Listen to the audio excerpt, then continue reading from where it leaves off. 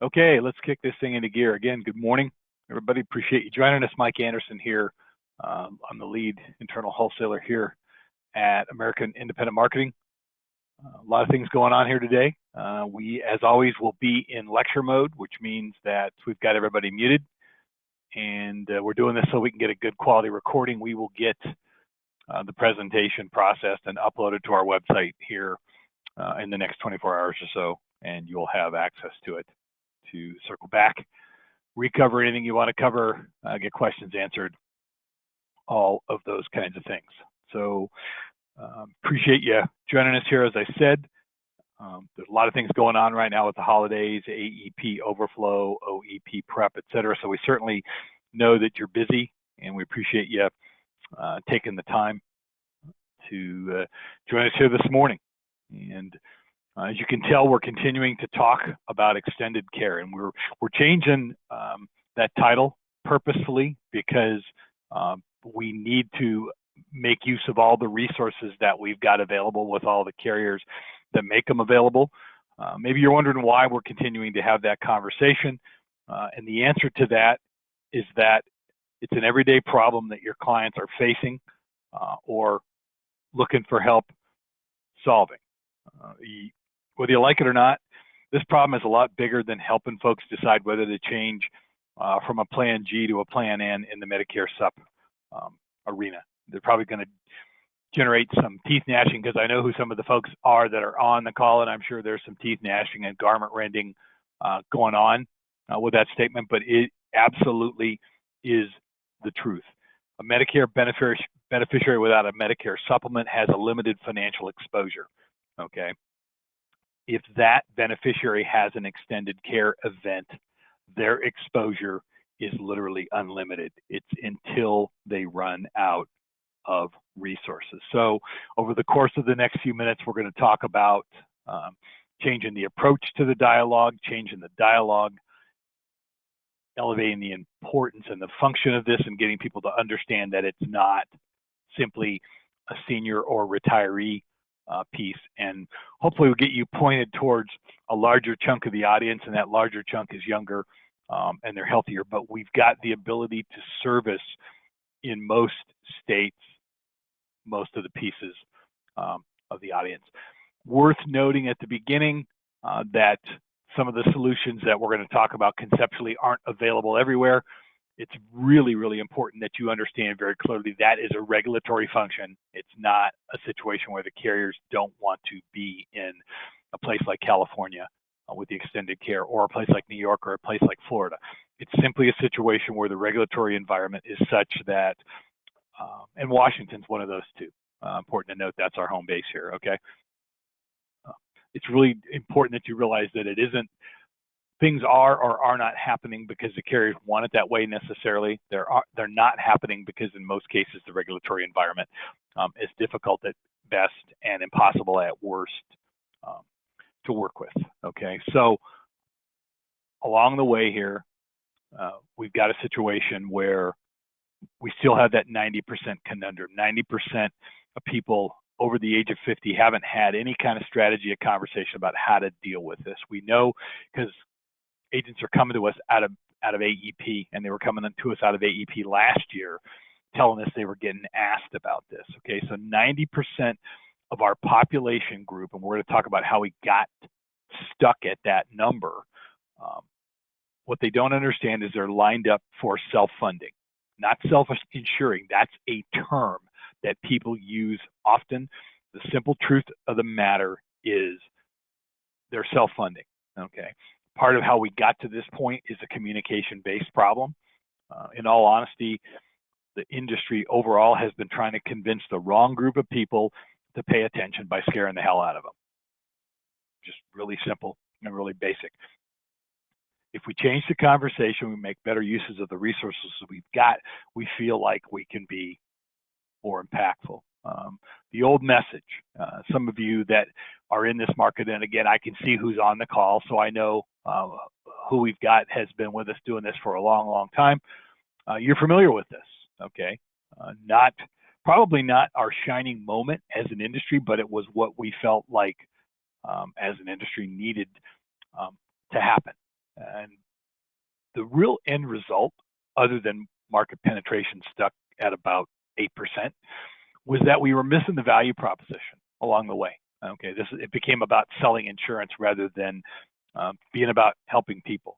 Okay, but the important thing to note is all these different things, the Grim Reaper idea message, relying on fear, messages like this right here. Okay, the prevailing wisdom now is this is a big reason why we are stuck at under 10% market penetration. Okay, this message isn't going to work with the folks that we need to pay attention out there in the agent market. It's not going to work with these potential clients, and that's a problem. So we have to figure out a way to change this. And here's some ideas about what we can do. And I think this part right here is a bit undersold. A lot of the situations that we're going to look at some very specific situations and some very specific people here in a few minutes, okay, is that it potentially, while it's going to be permanent, it's a lot less to do with age and a lot more to do with an untimely diagnosis or an untimely injury, okay? The reason that we chose to incorporate the extended care concept is we wanted to make sure there was no sense of the folks that our agents are working with. We didn't want them to have any sense of a takeaway, okay? We're able to solve for a lot of different kinds of things here, and we'll talk about that more later on. But the disability premise is something that's been overlooked in that younger sector, okay? Being in the situation where one day you're actively at work at the age of 54 and the next day you're confronted with, I'm going to use the term catastrophic, okay? You're confronted with this catastrophic situation to deal with, okay? And the truth that we've avoided along the way isn't about understanding the risk. It's about embracing the impact potentially both pre-retirement and post-retirement. We have for a long time pointed this towards and with the idea that people go on claim in their 80s, care at home, et cetera, progression of care, all of these different kinds of things, okay?